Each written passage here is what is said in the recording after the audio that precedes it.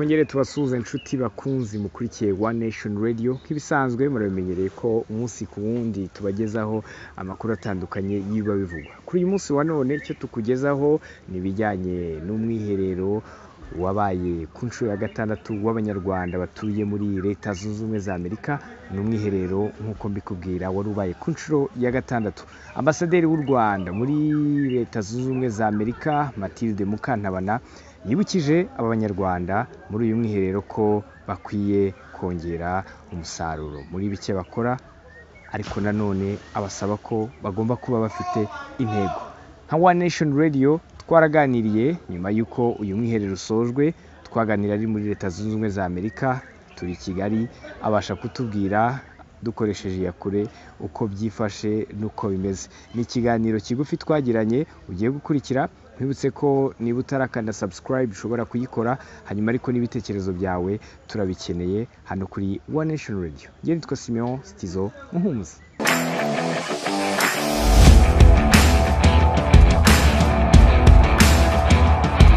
Nyakubahwa ambassador, muhereye ku myanzuro y'inama y'ubushize mukagereranya n'imyanzuro mwagezeho muri iyi nama iheruka mwakoze muri weekend ishize, niki mwakwishimira gishya cyavuzwe muri iyi nama? Murakoze cyane. Inama nk'iyi ifite agaciro kanini kuko abanyarwanda bose bateraniye hano nibo bafasha community zacu zose zo muri Amerika. Mwabonye ko ubu dufite nka 27 mu gihugu cyose cya Amerika. Mbega nkuko bakomeje babivuga ni intara ya gatandatu. No kuvuga rero nyine ko tuba dukeneye ibyo byose kuko bose turakorana.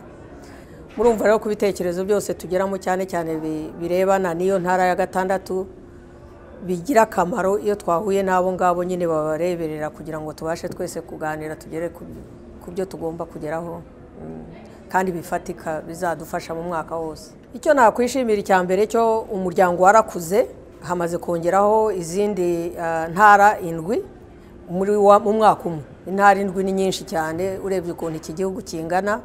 Urabizi ko iki gihugu cya Amerika kimeze nka continent nkuko wabireba kuriya, ariko kubona twarongereyeho abo bantu intara 7 zagiye zikagenda zikaba hamwe zikaba ziri kumwe ibintu bikomeye. Icya kabiri navuga nuko twabonye cyane abanyarwanda koko bakora ibikorwa cyane cyane byo kugira ishusho nziza z'igihugu, cyane cyane nko mu byagiye bivugwa nabi. Hari abantu bajya banga igihugu ariko ukabona abo bahagurutse batarinze kugira undi bibabwira bakabyibwira bakavuga bati iki gihugu cyacu muvuga si cyo tuzi. Ibyo rero ni ibintu bikomeye cyane.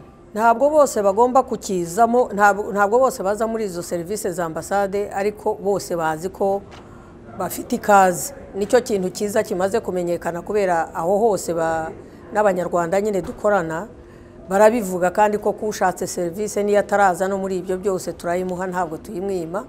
Ku buryo abanyarwanda bose bumva batangiye kumva ko ambassade ari ahantu haborohereza no kugira za service nyine zose bagira. Nta muntu numwe dusubiza inyuma ngo nuko atarajya muri iyo structure, ariko iyo bari aho ngaho biranoroha cyane kubera ko iyo umuzi agomba kubona ibipapuro no kumusinyira ubuzi nyine aho biturutse. Ubundi hari ibindi bibazo ubu nabaza kumenya niba koko ari n'umunyarwanda.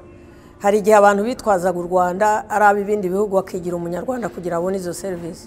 Iyo nyine ugize ibyo ngibyo dutanga tuvuge nka consular card, iyo uje birakorohera ugiye hano cyangwa ugiye no kujya mu gihugu, ku buryo n'izo service umuntu ntarinda kujya muri byinshi kuko bakuzi yuko akuzi. Niba uba muri California, niba uba muri Texas, niba uba muri Indiana, ibyo byose nyine bikaba biborohereza. Nyine icyo tuvuga abantu bose baza ku bushake, nta muntu numwe tugenda ngo duhatire kuza, ariko abenshi bamaze kubona ko abiyegereje uko nguko nyine abandi banyarwanda bagiye biyegeranya babonyemo ibintu byinshi. Usibye no mu bisanzwe ibyago biraba, izo community zigenda zifatanya cyane kurusha uko kera twajyaga tubibona. Umuntu arapfusha ukabona ako kanya, urinda gutegereza, barabikurikira, niba apfuye nabi bagakurikira bakareba impamvu, ariko bakanafasha n'iyo miryango. So uko kwiyegeranya kw'imiryango ntabwo ari ukubitugirira twebwe, ni no kubyigirira nabo nyine ngo bakomere bubahwe muri iki gihugu barimo. Muri leta zirenga 50 ziri muri iki gihugu cya Leta Zunze Ubumwe za Amerika, uko biri kose hari izigerageza n'izicumbagira. Kuri mwebwe mubona ari izihe zigerageza 5, hanyuma se niba zinahari ni izihe mubona zikwiriye kuba zakubitwa agashyi? Ibyo ntabyo nakubwira kuko iyo ni scorecard dutanga hagati yacu tukabivugana, ariko byaba bitari na byiza cyane kuko hari nk'izavutse ejo. Tuvuge nka kuriya Kintaki yatubwiye ni nk'abana, ni nk'ababebe, niyo bakiza niyo bacyumva iby'u Rwanda. Hari henshi nyine ubu ngubu bariho bagitangira, hari izindi zimaze igihe kinini cyane, ariko wumvise no mu byo twaganiriye n'izimaze igihe kinini hariho naho igihe zirara zikavuga ngo twagezeyo. Nyine byose ni ukuvuga hari zigenda zigifite umurava mwinshi kandi ubona ko biboneka, nkaho maze iminsi nsura muri iyi minsi bose n'abantu ubona ko bagendera hejuru cyane kandi bakora akazi, ariko si no kuvuga ko n'abandi nabo badakora. Hari bamwe bakiza bakiyegeranya, hari bamwe bafite ibyo ngibyo nabo bafite, ukabona mbega ibyo bagiyemo babikomeza babigira neza nabyo. Byose biterwa na gahunda baba barimo. Wajya kubona wajya ugasanga iyo community imazeho igihe kirekire ikora ibintu byiza, ariko ugasanga yenda yariraye cyangwa ibindi nk'ibyo. Nyine rero cyo navuga ubu ngubu kereka dutangiye nyine niba dutangiye gutanga iyo scorecard natwe dushobora kubiscoringa, ariko ubu sinabivuga kuko iyo measurement itari yo mbitanze gutyo. Nko mu bikorwa bihuza abanyarwanda, nyakubahwa ambassador, ni ibihe mushyira imbere kugira ngo abanyarwanda barusheho kumenyana no kwegerana cyane cyane hano muri Leta Zunze Ubumwe za Amerika? Twebwe ukuntu tubibona ni ukubona ikintu cy'igikorwa cyumva yuko atari agapande kamwe. Hano tuhashaka byinshi ariko natwe dutanga byinshi. Icya mbere cyo icyo mbona cyiza ni nk'abantu bumva yuko iki gihugu uko gikora, ibya politike bijyanye n'ibya economique bijyanye n'ibya social. So ni ukuvuga na bya bindi twahoze tuvuga by'aba congress people banajyana na za business n'ibiki. Kugenda muri community yose, iyo ngewe mvuga ko yageze ahantu hejuru niyo ngi ibyumva. Nk'aba bandi bumvaga bagenda bakagera kwa governor, bakazagera ku ba congress people ariko banakorana na business ziraho. Kuko abo ngabo nabo baba watanze leverage hano muri iki gihugu. Iki gihugu ni igihugu cy'abantu benshi, cy'amoko menshi, ariko bakunda abo ngabo nabo bacontributinga, ariko n'icyo gihugu kigafasha nabo bacontributinga. Nicyo gituma nyine mvuga ngo ibyo ngibyo izo community zacu nicyo cyanshimishije cyane. Mu bindi yenda nakongeraho nuko hari abamaze kugera aho ngaho bazi gufatanya izo nzego zose, kumva ukuntu zafashe community zabo, ariko n'ukuntu twabasha kuzikoresha kugira ngo zigira icyo zizanira igihugu cyacu. Tunumva yuko igihugu cyacu kiduha byinshi, kuko n'igituma tugenda ukakirwa n'uwo mugavana nuko igihugu cyacu gihagaze neza. Hari igihe u Rwanda utari kugenda ngo umugavana w'ahantu abakuza, ariko buragenda bakaba bazi perezida wawe, bakaba bazi igihugu cyo bikora, bakamenya ko igihugu kimeze neza. Ibyo rero natwe byaduhesheje ishema nk'abanyarwanda. Niyo mpamvu nabo iyo bagiye gukora ibyo byose ntabwo batangiye mu busa, agenda abo ngabo bahari kumwakira. Gusa twebwe tugira izo potential ntituzikoresha uko zigomba gukora, ariko ubundi twari bikwiye kuzikoresha cyane cyane guhera kuri icyo nababwiye yuko igihugu kizwi neza. Kugenda noneho kuvuga uti icyo gihugu kizwi neza, reka jyewe aho ndi mu ntara ndimo reka nzane ibyiza nanjye bihure n'ibyo by'igihugu, naho muri iyo ntara nayo izabonamo benefits, ntabwo ari u Rwanda gusa. So ibyo rero nibyo navuga, ariko hari za communities nakubwira zimaze kugera aho ngaho. Nyine nk'ubu ngubu nagiye kuramutsa abanyeshuri bacu muri Nebraska, urebye kugenda ugasanga abana bitabiriwe n'abantu 26 bose ari abamilitary bo hejuru bo muri Amerika. Urumva impamvu abantu uza chancellor b'amashuri bose baje, ukagenda ugasanga abantu 200 b'abanyarwanda aribo banyeshuri, ukasanga n'abandi 150 b'abanyamahanga baje. Ibyo ni ukwerekana ibyo nakubwiye nyine. Icyo gihugu kizwi neza, baba bashaka kureba umuco waho, baba bashaka kureba abo bantu, kandi baje banavuga n'ubyo by'ubutwari twari twavuze byo ku ntwari. Bose bakazana ibyo bavuga, nabo kumva ko n'u Rwanda rwagiye muri abo b'intwari nyine, abanyamahanga babivuga. Ibyo rero nibyo mvuga nyine kugenda. Icyo twanavuze na Professor Shyaka yaje kuvuga, Minister wacu Shyaka yavuze kandi ari byo, ni ukugenda wowe uzuriwe uza abantu bawe, noneho mugakora ibyo mugomba gukorera igihugu. Hari abantu batekereza ko muri Leta Zunze Ubumwe za Amerika hari imbaraga zikomeye z'abantu barwanya u Rwanda, haba mu bitekerezo, haba muri politiki, haba ndetse no mu batanga amafaranga. Abo ushobora kuba mwababwira iki? Sinzi ko hano hari intuza imbaraga zikomeye. igituma navuga ko atari imbaraga zikomeye zabyo nuko ideology ba promoting ari ideology mbi. Ariko urebye abo bantu bavuga wanabamenya ku mazina barahari barazwe. Nicyo ronyine navugaga yuko nabo banyarwanda icyo twavugaga yuko nta hantu wagomba kuba hari empty space. Niba uhasiza ko empty space uzareba abo bose b'abanyarwanda barwanya igihugu uzabareba. Nibyo twavugaga bose iteka bagira back entry baragenda bagaca mu mwobo kuko ahenshi barahavuye. Muzarebe institution zose nini zaha nta muntu n'umwe uzasangamo, ariko azagenda yinjirire nk'ahantu azi neza yuko aho hantu abantu batakihareba. Ariko yabo bahageze bo ngabo bavuga kuko iyo uvugisha ibinyoma icyo umaze kumenya, iyo uvugisha ibinyoma ntabwo bishobora gustandinga umwanya munini. Uzanye facts ukaza ukazereka abo ngabo barongera bati koko yenda ntitwari tubizi neza muzaze mwe mu bitubwire neza. Nicyo gituma mvuga uko abanyarwanda bagenda baba henshi ntabwo barinda no gutegereza ko ngo azabona undi mwo bazongera gucamo ngo ajye kuvuga nabi igihugu. Ntabwo ugomba kubibarekera, no kugenda aho ngaho ukaba warabingejinze mu bintu mbega by'agaciro byerekana icyo gihugu ku buryo nawe nazanaza byibura n'uwo w'umunyamerika azabaza ati biriya numvise ibindi kandi ibyo byawe nibyo bimakinga sense.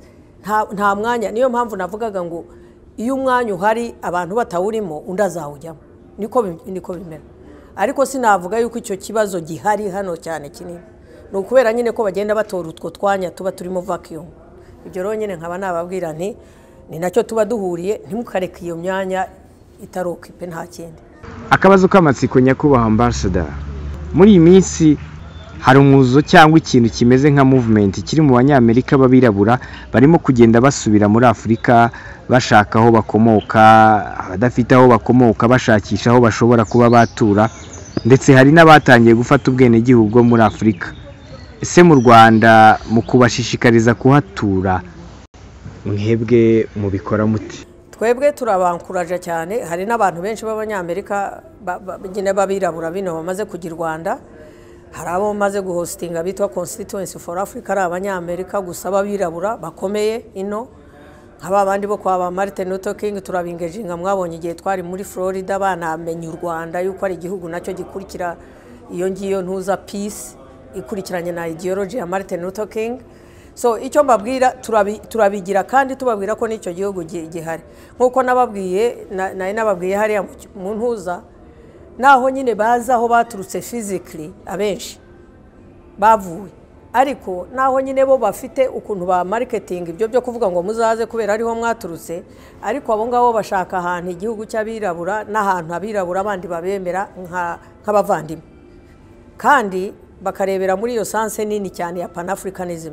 Twebwe rero urumva nk'igihugu nk'u Rwanda turabankuraje kuza. Hari benshi bakora i Rwanda babirabura, ariko nkuko nanakubwiye hari n'abafata n'amazina y'amanyarwanda. Nababwiye wa wundi nkuri muri Auckland ukomeye witwa Rwanda, we yafashe izina ry'igihugu cyose. Hari abandi twagiye twita amazina kubera ko bashaka nabo bumva ari proud, nyine barabona bakavuga bati igihugu cy'abirabura cyo muri Afurika gikora kuriya natwe nicyo dushaka kwiidentifyinga. Urumva rero nkuko nababwiye muri community zanyu uko mugenda mutoranya n'izo nshuti z'u Rwanda mujye munababona nabo n'abantu, ni community zikomeye cyane za Black Caucus n'izindi organization nka za NWSP zose zikora ibintu byiza muri iki gihugu, kandi ni nabyo binapushinga nuko iki gihugu kigenda cyegera abirabura nabo n'amantuza bagenda babaha.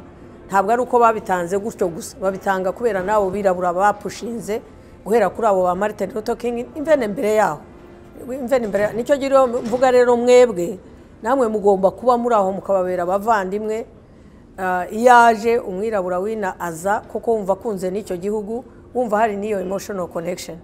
Nicyo gituma mvuga no muri community murimo mujye mubiyegereza, mujye mukomeza mu batumire mu birori byanyu, mujye mu birori byabo niba duhamagara kandi iteka barahamagarana, mbega nabo bumve koko n'icyo gihugu koko gihari natwe. Nini kimwe mva muzishimira mu nama itaha cyazaba cyagezweho mukamwavuga muti abangaba mbahaye? Mwabonye ko bose bagiye bafata imihigo buri ntuza region yose. Mwabonye ko habanjije kuba panel discussions, twagiye tubashyira muri region byaba ku bato abaki bose bagiye bafata imihigo byibura y'ibintu bibiri bazuzuza kandi tuzakurikirana bashyizeho na timeline bashyizeho igihe bazaba babigiriye yewe tuje tugahura muri retreat ikurikiye muri nuza mu kwa mbere ko gutaha mu kwa kabiri bakaza bakoze ibyo bavuze icyo gihe nashima cyane navuga nti koko hari aho tugeze icyo gihe tuzanagira noneho na za scorecard zo kuvuga ngo muri izi community bakoze ibyo bagomba gukora n'ibi bagomba kubikora ni ukuva muri ya phase twita aspirational tukajya muri operational tugomba gukora ibikorwa bikaboneka ibyo rero niho ngiyewe nzavuga nti koko ibikorwa byarakoze ntidusubiremo ibyo twari twaravuze ibyo twari twavuze umwaka ushize bitaraba kandi tukaba tugiye no mu giteke ikindi cya kabiri yenda nakongeraho nuko bazaba banagize information nka biriya bya icyerekezo cy'igihugu tukabona ko kuko natwe muri icyo cyerekezo cy'igihugu hari ahantu we are placed biraboneka kandi ntibibe gusa kuvuga yuko turi appendage yo ku ruhande tuzaba turi intara ya gatandatu iyo ntara ya gatandatu nayo irimo igira contribution mu by'igihugu irimo ibyo byanezereza reka tubashimire cyane nyakubahwa ambassador mwakoze kuri iki kiganiro murakoze namwe thank you we yari ambasaderi w'u Rwanda muri Leta Zunze Ubumwe za Amerika watugezagaho imirongo migari yarigize uyu mwiherero w'abanyarwanda baba muri Leta Zunze Ubumwe za Amerika wari ubaye ku nshuro ya gatandatu. Ese abari bitabiriye uyu mwiherero batanye imigambi ki nyuma y'uyu muhigo bari bihaye? Mbararikiye ikiganiro tuzagirana na Professor John Musine, uyu niwe uhagarariye umuryango w'abanyarwanda cyangwa se diaspora nyarwanda muri Leta Zunze Ubumwe za Amerika. Nkaba mbashimiye equipe technique twafatanije yari tubereye muri Leta Zunze Ubumwe za Amerika i Washington DC kugira ngo iki kiganiro gishoboke. Nitwa Sinon Sizo Muhumuza, nkomeze mbifuriza amahoro y'Imana, naho ibiganiro bya One Nation Radio byo birakomeza.